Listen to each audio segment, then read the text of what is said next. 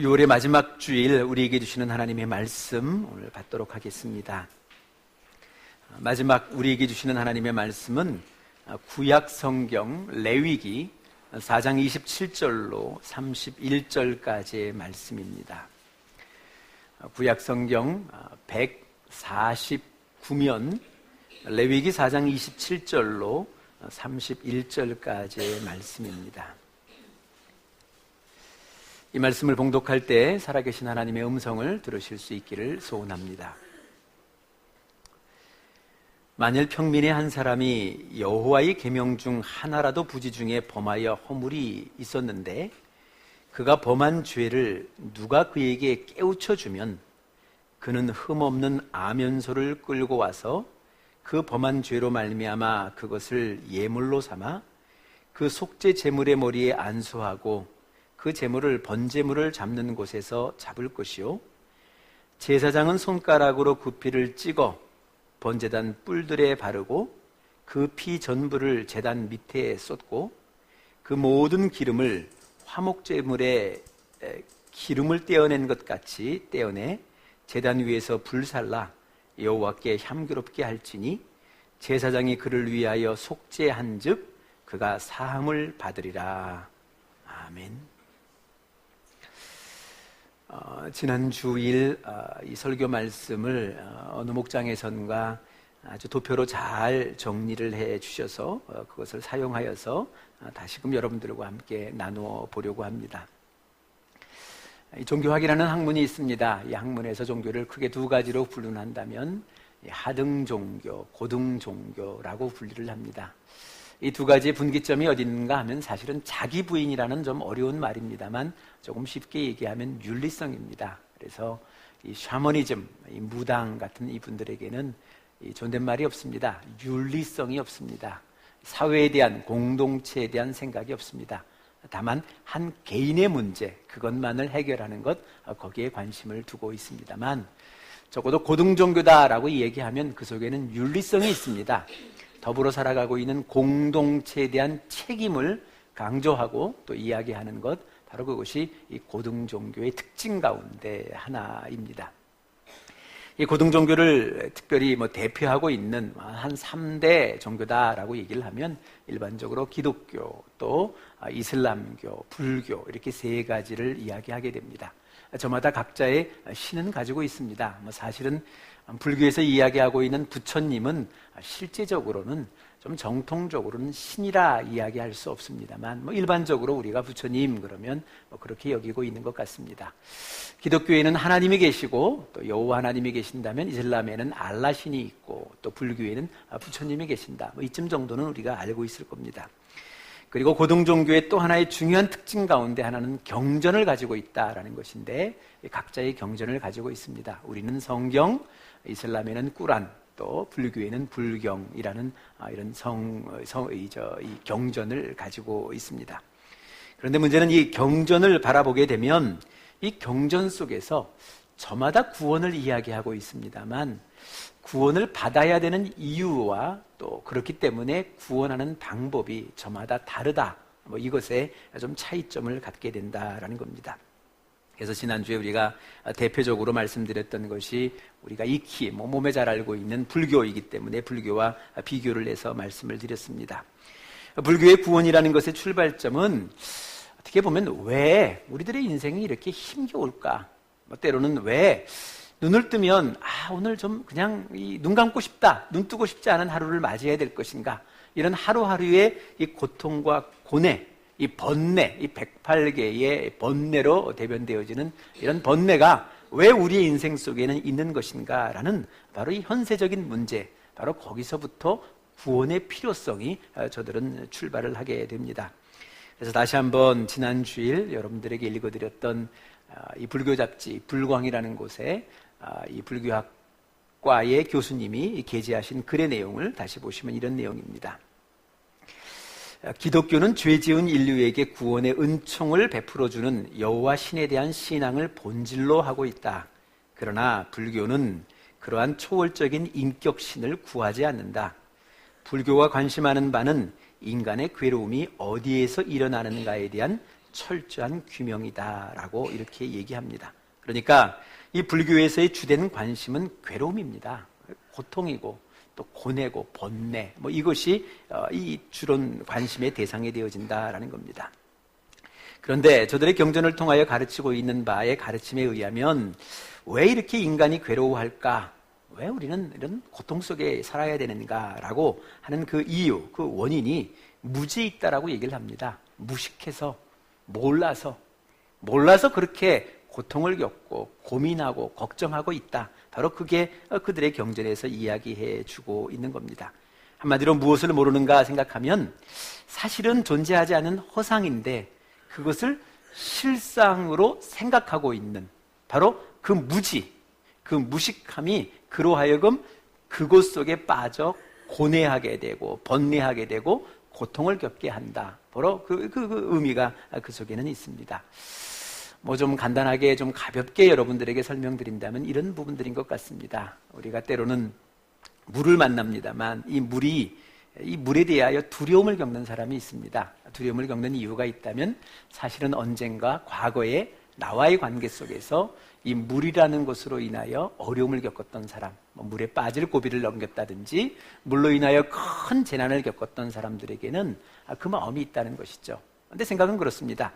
그럼에도 불구하고 오늘 이 물이 내 앞에 있는데 사실은 이 물은 그 물이 아닙니다.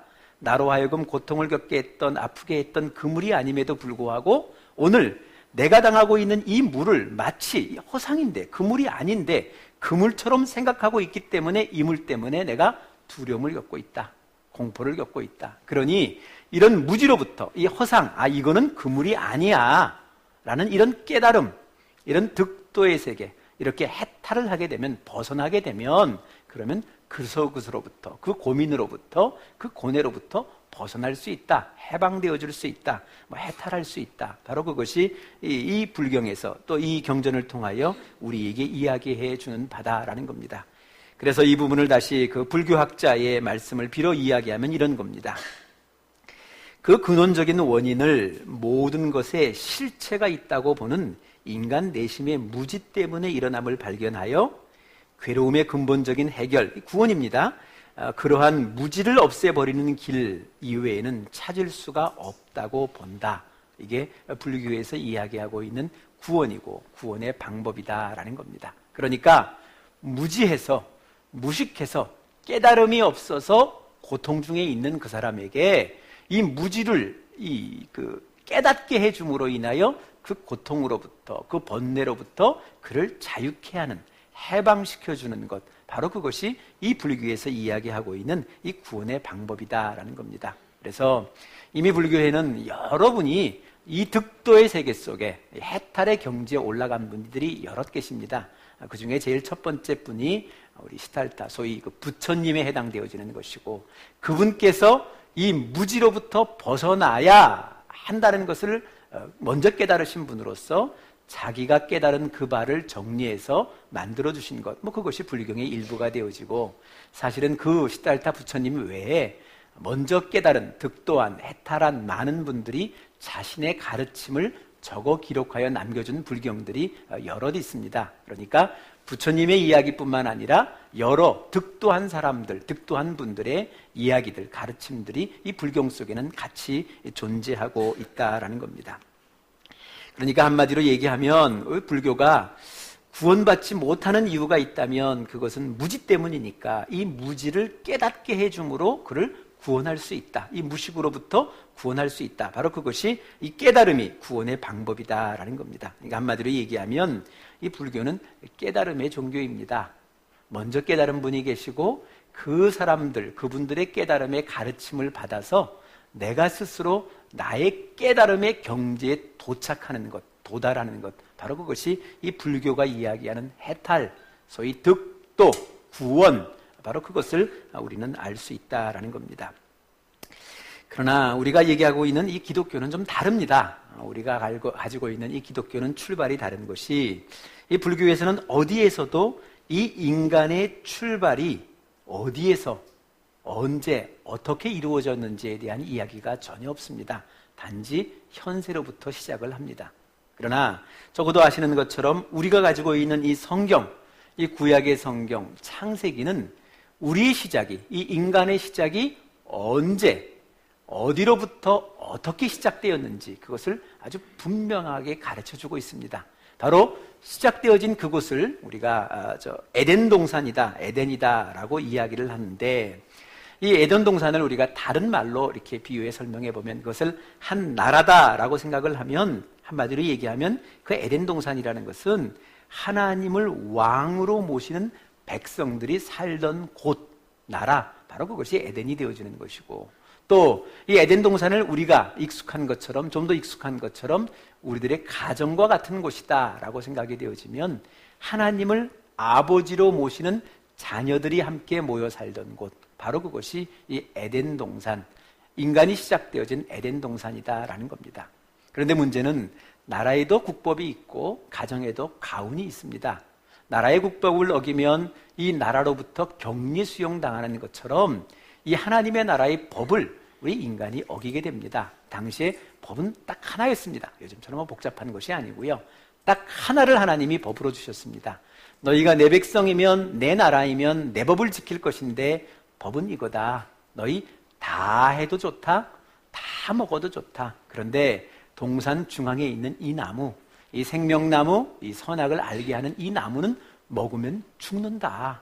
그러니 먹지 말아라. 이게 법입니다. 그런데 문제는 이 인간이 그 하나의 법을 어기게 됩니다.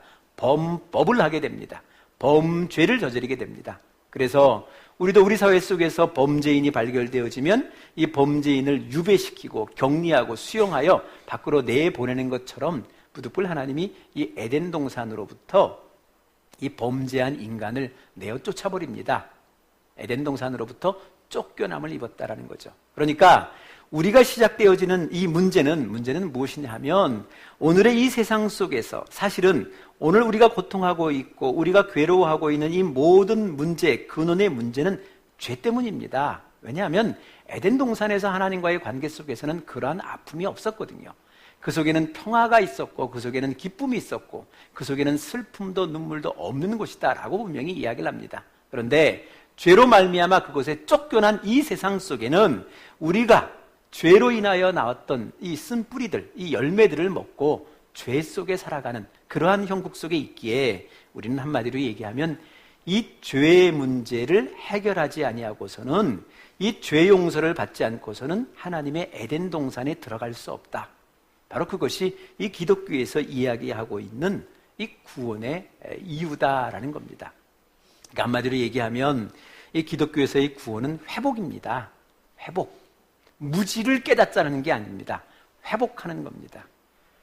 하나님의 백성, 하나님을 왕으로 섬기는 하나님의 백성으로서의 국적을 회복하는 것이고, 또 하나 하나님의 가정, 하나님을 아버지로 삼고 살아가는 자녀들의 이 가정, 이 가정의 그죠?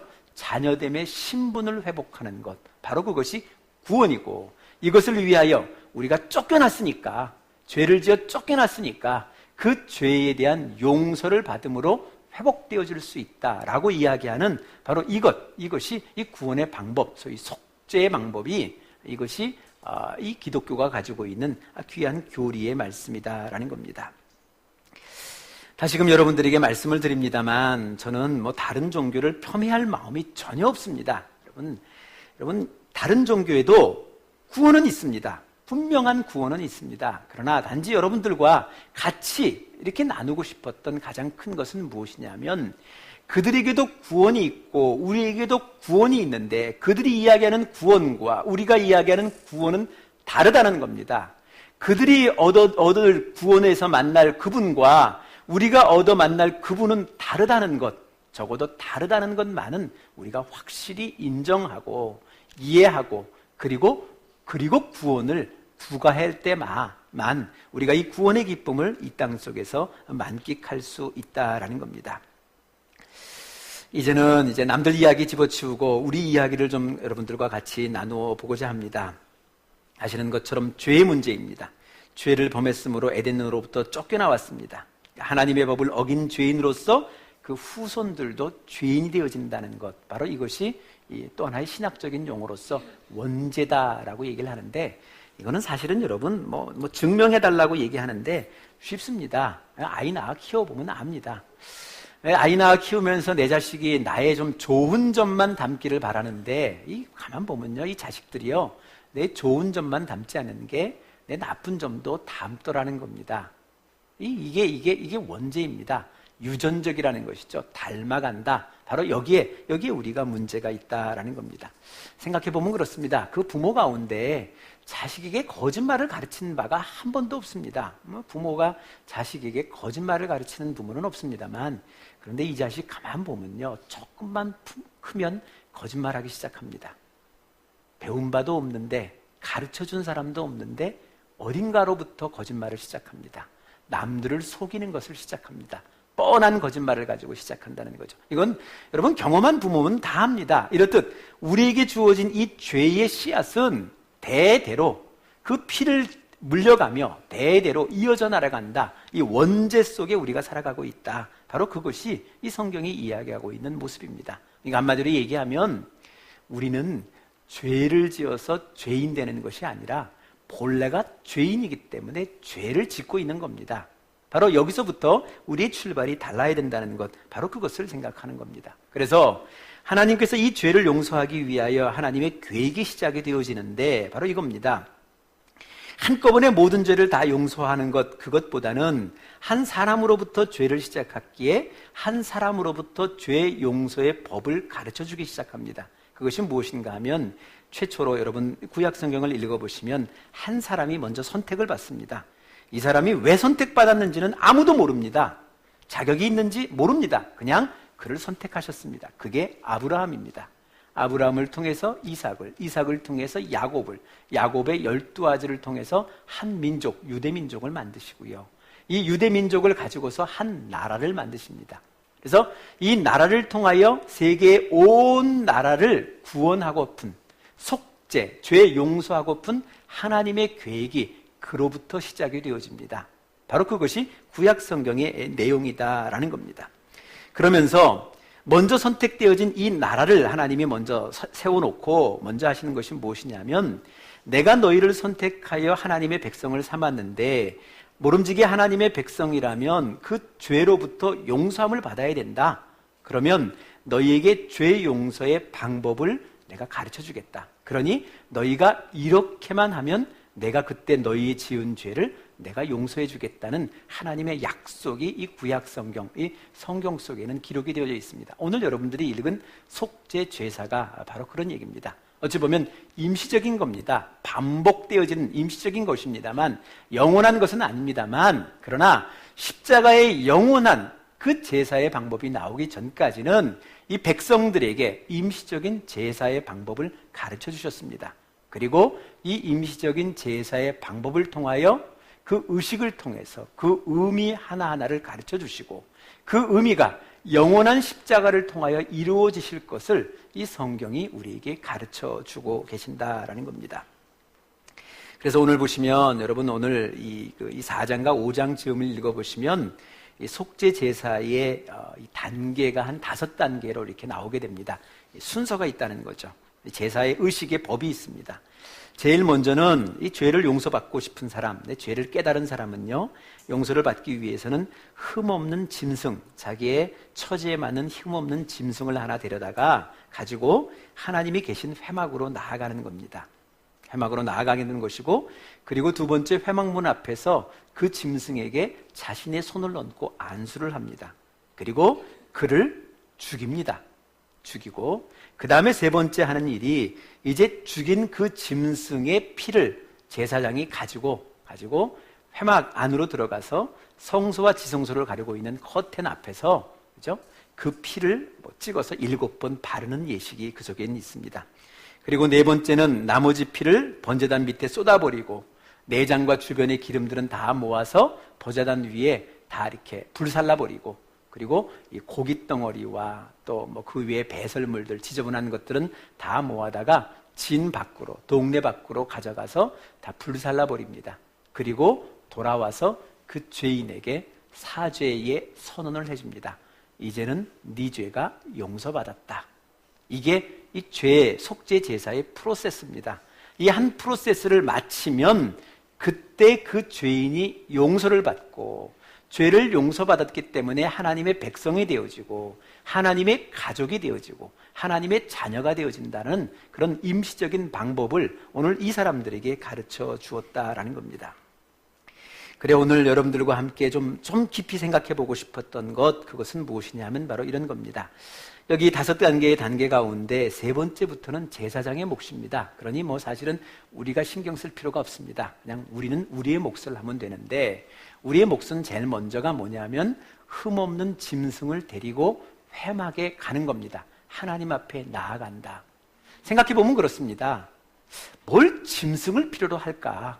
뭘 꼭 굳이 거기까지 가야 되는가? 그냥 조용하게 용서하면 되지 생각하는데 그렇지가 않다는 겁니다. 왜냐하면 하나님의 첫 번째 방법의 의미는 무엇이냐 하면 이런 겁니다. 너의 죄를 노출시키라는 겁니다. 은밀하게 숨어서 죄 용서를 받는 것이 아니라 너희 죄를 드러내 놓을 때 용서를 받는다, 이 얘기를 해주고 있는 겁니다. 그래서 보시면요, 당시에 이 출애굽 당시 이 법을 받을 때 당시에 이 사람들이 어떻게 살았느냐 하면요, 큰 광야가 나타나게 되면 광야의 중앙에 회막, 성막, 하나님이 계시는 성막을 세우게 되고요, 거기에 동서남북 네 방향으로 3지파씩 12지파가 진을 치며 삽니다. 그러니까 어느 날 아침에 어떤 한 사람이, 자기 동네의 한 사람이 자기 집에 키우던 짐승을 한 마리 끌고 회막으로 간다. 이거는요, 모두가 다 볼 수 있습니다. 모든 사람들이 다 볼 수 있습니다. 그러니까 이 순간은 저 사람은 무언가 죄를 졌구나, 그 죄를 용서받기 위하여 가구나, 그거를 모든 백성들이 다 알고 있다는 겁니다. 여러분, 우리는 자꾸 생각합니다. 은밀하게 죄 용서를 이루어진다라고 생각합니다만, 여러분, 위대한 죄의 용서는요, 드러내 보여질 때 용서를 받습니다. 참 그렇습니다. 여러분도요, 사실은 꿍꿍거리는 그 모든 죄를 드러내 보여줄 때 정말 그로부터 자유함을 얻게 됩니다. 많은 사람들이요, 감출 때 두려우지 드러내면요, 두려움으로부터 해방되어지는 것을 경험하게 됩니다. 아마 그건 경험을 못 해보신 분들은 잘 모르겠습니다만, 우리 목장을 통해서 경험하신 분들은 아실 겁니다. 정말 남들 앞에 가서는 내가 이런 말 할 수 있을까 싶었던 것인데, 내가 그때 하나님의 성령의 감동함을 받아 그들 앞에 내어놓았을 때 정말 비로소 그로부터 자유하는, 아무것도 아니고 그로부터 새 출발을 할 수 있는 큰 은혜를 경험하는 것, 그것을 우리가 바라보게 된다는 겁니다. 그것을 신약 성경에 와서는요, 자백이라는 용어를 쓰게 됩니다. 그래서 요한일서에서 요한사도는 뭐라고 얘기하냐면, 만일 우리가 우리 죄를 자백하면 그는 미쁘시고 의로우사 우리 죄를 사하시며 우리를 모든 불의에서 깨끗하게 하실 것이다, 이렇게 얘기를 합니다. 자백이 필요한 겁니다. 드러냄이 필요한 겁니다. 그래서 가지고 나오라는 겁니다. 하나님 앞에 자백하고 죄 용서를 구하는 시간, 바로 그것이 필요하다라는 겁니다. 그리고 또한 우리가 좀 생각해야 될 부분들이 있습니다. 그것은요, 이 2번째 단계인 이 속죄받고 싶은 사람이 그 재물에 안수를 하고요, 그 재물을 죽인다는 겁니다. 우리 생각에는요, 잠시 잘못 생각하면 나는 짐승을 끌어오는 것으로 모든 것을 끝내고 그 짐승 죽이고 잡고 제사 지내는 모든 것은 제사장의 몫이다, 이렇게 생각하기 쉬운데, 여기 가만히 보면 그렇지가 않습니다. 내가 짐승을 끌어왔으면 그 짐승에게 안수를 하고요, 그 짐승을 죽이는 것은 내 몫입니다. 거기까지는 내가 감당할 일입니다. 그 다음에 제사장의 일입니다. 우린 자칫 잘못 생각하면 그렇게뿐이 생각 안 하는데, 거기에 우리의 가장 큰 문제가 있다라는 겁니다. 먼저 우리가 생각할 것이 안수의 의미가 무엇이냐라는 겁니다. 안수는 한마디로 얘기하면 손을 얹고 기도하는 겁니다. 이 짐승 위에 암송아지가 되어지면 암송아지 위에, 짐승 위에 손을 얹고 기도하는 겁니다. 근데 많은 사람들이 오해하는 것은 무엇이냐면, 이 순간 내가 지었던 죄가 이 짐승에게 전가되어진다라고 생각하는데, 여러분, 이건 오산입니다. 여러분, 이 순간은요, 내 죄만 이 짐승에게 전가되어지는 것이 아니라 죄를 지은 죄인인 자체가 전가되어지는 겁니다. 그러니까 이 짐승이 죄만을 상징하는 것이 아니라 죄인을 상징하는 겁니다. 나입니다. 그리고 그 짐승을 죽이는 겁니다. 내가 죽는 겁니다. 우리 생각하기에는요, 죄만 전거하고 죄만 깨끗하게 용서를 받고 나는 살아있다라고 생각하는데 그게 아니라는 겁니다. 나도 죽고 내가 죽었기 때문에 죄가 죽는 겁니다. 왜요? 죄의 싹은 사망이거든요. 죽지 않고 죄로부터 자유할 방법은 없습니다. 바로 그 순간 죄인으로서 내가 죽는 시간이다라는 겁니다. 그런데 여러분, 많은 분들이 여기에 이 오해를 하고 있습니다. 우리가 예배를 드리며, 특별히 이 속죄의 의미를 가지고 있는 예배를 드리면서 오해하고 있는 부분이 거기입니다. 그저 나는 오늘 이 예배에 하나님 앞에 죄만 털어내면 된다. 죄만 털어내고 죄만 털어서 용서받으면 나는 이제 가서 세상을 향해서 깨끗한 사람으로 살 수 있다. 여기에 문제가 있다라는 겁니다. 그래서 이 나라가 아시는 것처럼 불과 얼마 안 됐습니다. 몇 년 전만 하더라도요, 대한민국 사람들 10명 중 3명이 교회 다닌다 그랬습니다. 기독교인이라고 얘기했습니다. 그런데 많은 사람들이 만나면 3명 중에 한 사람이 기독교인임에도 불구하고 어디를 보아도 이 나라가 하나님의 나라 같다라는 생각이 못 들 만큼 지저분하고, 얼마나 많은 불의와 아픔과 고통 속에 서로가 서로를 해하고 서로가 서로를 잡아 채면서 그렇게 살아가는 그런 모습들을 우리가 바라보게 됐다라는 겁니다. 왜요? 왜 이런 문제가 생겼나요? 그것은요, 죄는 죽이고 나를 죽이지 않아서 그렇습니다. 내가 죽는 그 고통과 그 두려움, 그것을 경험하지 못했기에 이 사람이 또다시 가서 또다시 죄를 범하는 겁니다. 더 큰 배를, 더 큰 죄를 담대하게 범하는 그런 일들이 우리에게는 있다라는 겁니다.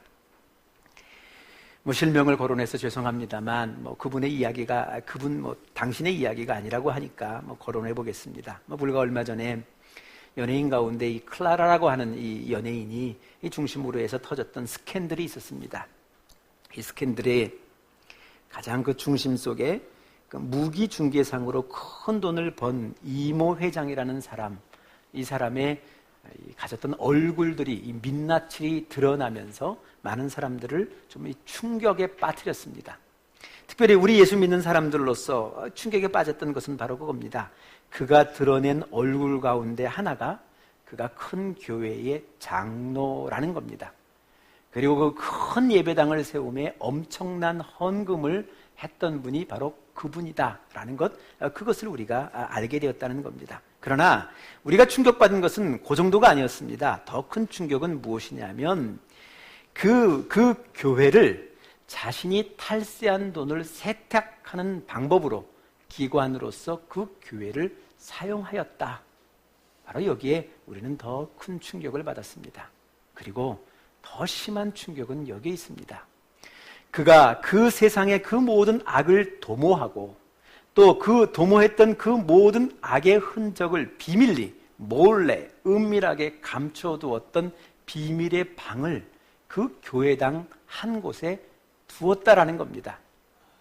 내가 헌금을 했으니까, 내가 그만큼 지분을 치렀으니까 이만큼의 공간은 내게 필요하다. 그 요청이 받아들여졌고 그 비밀의 방이 만들어졌고, 그 이후 그곳으로부터 수많은 범죄가 모이되어졌고 수많은 범죄의 흔적들이 은닉되어진 장소로 교회가, 하나님의 몸된 교회가, 만민이 기도한다는 집으로서의 교회가 쓰여졌다는 것, 바로 그것이 우리에게는 큰 충격이었다라는 겁니다. 여러분 한번 이 시간 한번 생각해 보셨으면 좋겠습니까? 이 시간 누가 이 사람을 이렇게 대범하게 만들었습니까? 누가 이렇게 대범한 사람으로 이 사람을 만든 겁니까? 무엇이 이 사람으로 하여금 하나님의 교회를 자신의 탈세의 도구로 사용하고 하나님의 전을, 하나님의 집을 자신의 범죄의 소굴로, 범죄를 모의하고 범죄를 은닉하거나 이런 장소로 이렇게 대담한 사람으로 누가 만든 겁니까? 무엇이 만든 겁니까? 값싼 속죄가 아닙니까? 그저 주일 돌아와 하나님 앞에 가진 돈의 일부를 하나님 앞에 드리고 남들보다 더 많이 드렸다는 그 만족감 속에 그것으로부터 주어졌던 사죄의 은총을 받고 내가 그 모든 네 죄를 용서한다는 그 말을 듣고 세상에 돌아가 다시금 더 큰 죄를 모의하고 더 큰 죄를 계획하고 더 큰 죄를 실행했던 그 모든 것들이 바로 우리 값싼 속죄이지는 않습니까? 여러분, 속죄의 참된 의미는 내가 죽는 겁니다. 짐승이 죽음으로 내가 죽는 겁니다. 적어도 내가 그 짐승을 잡음으로 그 짐승이 죽음 앞에 얼마나 괴로워하는지, 얼마나 고통스러워하는지, 얼마나 슬퍼하는지 그것을 경험해야 비로소 그 순간 나의 죽음이, 나의 죄값이 이만큼 힘들고 고통스럽다는 것을 깨달을 터인데, 많은 사람들이 그 과정은 생략하고 마치 이 모든 짐승이, 예수의 십자가가 내 모든 죄의 짐을 짊어지고 그가 죽음으로 인하여 내 허물이, 내 모든 죄가 맑게 샤워를 받았다, 깨끗함을 받았다, 그러니 이제는 나가 더 큰 죄를 지어도, 더 큰 범죄를 봐도, 더 대담하게, 더 담대하게 더 큰 범죄를 지어도 저 십자가가 나를 용서할 것이다, 저 십자가가 내 죄를 다 씻어줄 것이다 라는 그 마음, 그 신학이 우리 가운데 자리 잡고 있었기 때문이 아니겠습니까? 여러분, 오늘 이 성경이 우리에게 고백해주고 있는 말씀이 바로 그것입니다. 여러분, 우리가 사죄의 은총을 받으면 곧 내가 죽음을 의미하는 겁니다. 예수 그리스도의 죽음은 그의 죽음일 뿐만 아니라 나의 죽음, 죄인으로서의 나의 죽음을 의미한다는 겁니다. 그가 십자가에 이 죄값을 치르기 위하여 겪었던 그 모든 고통과 그 모든 아픔과 그 모든 고뇌가 나의 것이 되어지는데, 나의 것이 되어질 때만이 그때 비로소 죄 용서의 기쁨이, 죄 용서의 감격이, 죄 용서의 은혜가 그의 삶 속에 임할 수 있다는 것, 그것을 우리는 생각해야 된다는 겁니다. 언젠가부터 마치 약장사인 것처럼, 모든 것을 다 용서받을 수 있는 약장사인 것처럼 값싸게 손쉽게 속죄를 베풀고 속죄를 선포했던 그 많은 가르침들 때문에 오늘 이 사회가 이 기독교로 인하여 함께 멍들어가고 있다는 것, 그것을 생각하면서 다시금 우리들의 마음을, 하나님 앞에 나오는 예배의 우리들의 자세를 다시금 잡아보셨으면 좋겠습니다. 십자가를 바라보며 예수의 십자가만 바라보이신다면 얘는 여러분 여지껏 온전한 죄 용서를 받은 분이 못 됩니다. 저 십자가 속에서 그의 십자가와 함께 나의 십자가를 바라볼 때, 나의 죽음을 바라볼 때, 나의 죽음을 목도할 때, 그때 비로소 그는 죄 용서받은 자로서, 하나님의 백성이요 하나님의 자녀로서 이 땅 속의 풍성한 삶을, 하나님의 은혜를 경험하고 선포할 수 있게 될 것입니다. 오늘도 이 예배, 오늘 이 속죄의 이 예배를 회복하는 우리 모두가 되시기를 바랍니다. 기도하시겠습니다.